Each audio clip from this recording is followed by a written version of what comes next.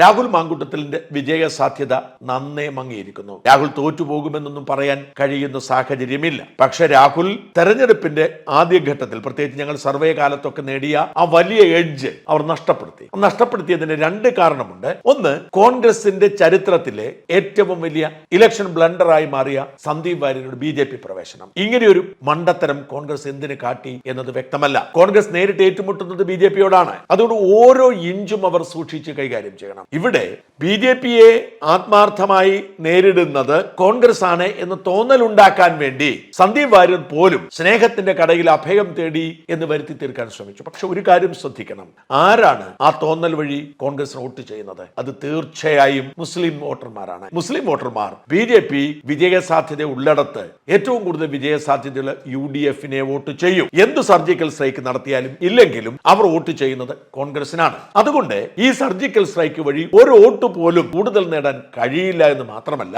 BJPയുടെ vote ഏകീകരിക്കപ്പെട്ടു. വലിയ തോതിൽ BJP സ്ഥാനാർത്ഥിയോട് എതിർപ്പുള്ളവരുണ്ട് നാട്ടിൽ. കൃഷ്ണകുമാർ എന്ന് പറയുന്ന സ്ഥാനാർത്ഥിയും അദ്ദേഹത്തിന്റെ ഭാര്യയും പാലക്കാട് BJPയുടെ നിലനിൽപ്പിനെ ഇല്ലാതാക്കുമെന്ന് ഭയപ്പെടുന്ന ഒരുപാട് പേരുണ്ട്. എങ്ങനെയെങ്കിലും BJP സ്ഥാനാർത്ഥി തോൽക്കണമെന്ന് ആഗ്രഹിക്കുന്ന വലിയൊരു വിഭാഗം പാലക്കാടുണ്ടായിരുന്നു. അവർ അതിനുവേണ്ടി തയ്യാറെടുത്തിരുന്നു. സന്ദീപ് വാര്യർ സുപ്രഭാതത്തിൽ കോൺഗ്രസിലേക്ക് ചേർന്നതോടെ ഈ രണ്ട് വിഭാഗവും പെട്ടെന്ന് കൃഷ്ണകുമാറിന് അനുകൂലമായി മാറുന്ന സാഹചര്യമുണ്ട്. കാരണം അടിസ്ഥാനപരമായി അവർ BJPക്കാരാണ്. അവർ കൃഷ്ണകുമാർ തോൽക്കണമെന്ന് ആഗ്രഹിച്ചത് അവരുടെ ആഭ്യന്തര രാഷ്ട്രീയത്തിന്റെ ഭാഗമാണ്. വാര്യരെ ഒതുക്കുന്ന നേതൃത്വത്തെ അവിശ്വസിച്ചിരുന്നവർ പൊടുന്നനെ സന്ദീപ് വാര്യരെ ചതിയനായി കരുതുകയും അവർ തൽക്കാലത്തേക്ക് ഭിന്നത മറന്ന് കൃഷ്ണകുമാറിനൊപ്പം നിൽക്കുകയും ചെയ്ത സാഹചര്യമുണ്ടായി. ആ സാഹചര്യത്തിന്റെ സൃഷ്ടിയാണ് ഈ ഉയർന്ന പോളിംഗ്. അതുകൊണ്ട് തന്നെ പറയട്ടെ, BJP പാലക്കാട് ജയിച്ചാലും അത്ഭുതപ്പെടേണ്ടതില്ല.